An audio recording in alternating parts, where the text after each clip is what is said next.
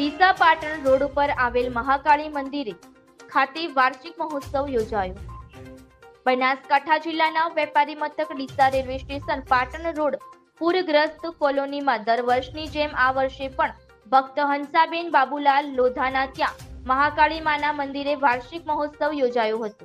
આ વખતે ભક્તજનોએ દર્શન કરી લાપસીનો પ્રસાદ લઈ ધન્યતા અનુભવી હતી, જેમાં મહાકાળી મિત્ર મંડળ દ્વારા સુંદર આયોજન કરવામાં આવ્યું હતું અને મિત્ર મંડળ દ્વારા સુંદર વ્યવસ્થા કરવામાં આવી હતી। મહાકાળી મિત્ર મંડળ દ્વારા હર વર્ષે અમે વાર્ષિક મહોત્સવ લાપસીનો પ્રોગ્રામ કરીએ છીએ, બરાબર।